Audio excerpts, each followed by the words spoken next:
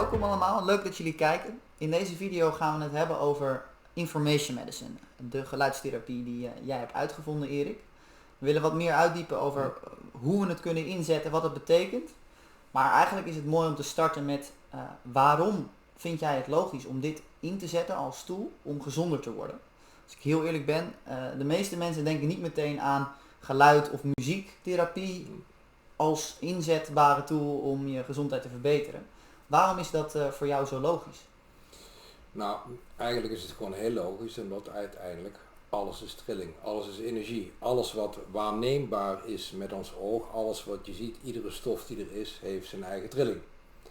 Ik geef altijd maar als voorbeeld aan, waterstof heeft een golflengte van 21 centimeter. Zo kunnen we op andere planeten kijken met een sterren kijken of daar gewoon mogelijk leven aanwezig zou zijn. Dus uiteindelijk heeft alles zijn eigen trilling, alles zijn eigen golflengte. En voorheen al, bedoel, Nikola Tesla zei al, if you want to understand the secret of the universe, think in terms of energy, vibration and frequency. Ik geloof dat de Pythagoras, die zei dat muziek is food for your body.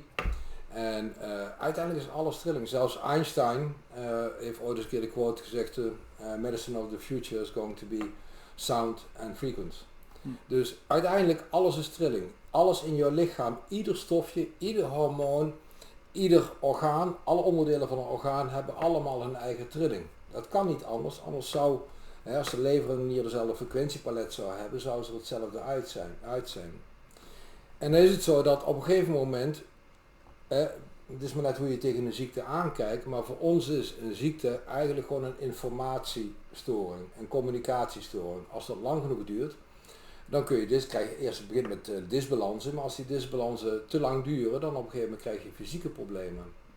En het bestaat allemaal uit communicatie. En op het moment dat je die communicatie weet te herstellen, dan kan het lichaam zichzelf weer gaan helen. Dus het is heel logisch om in een, met name chronische ziektes, maar ook acute ziektes, op het moment dat er miscommunicatie in het lichaam zit, ervoor proberen te zorgen dat de communicatie in het lichaam weer op gang komt en zichzelf uiteindelijk kan helen.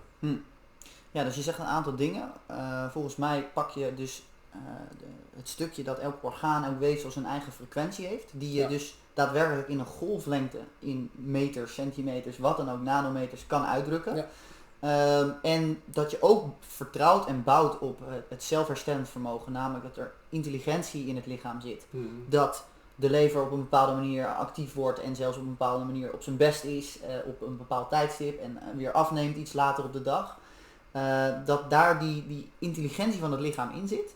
En door daarop in te spelen, specifiek per orgaan of juist heel stelsel, bekend dat en alle onderdelen van organen. Het immuunsysteem heeft meerdere organen en dergelijke die daarbij betrokken zijn.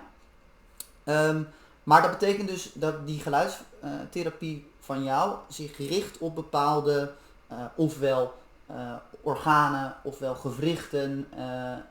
Klopt dat? Ja, of op aandoeningen, emoties, stress, noem maar op.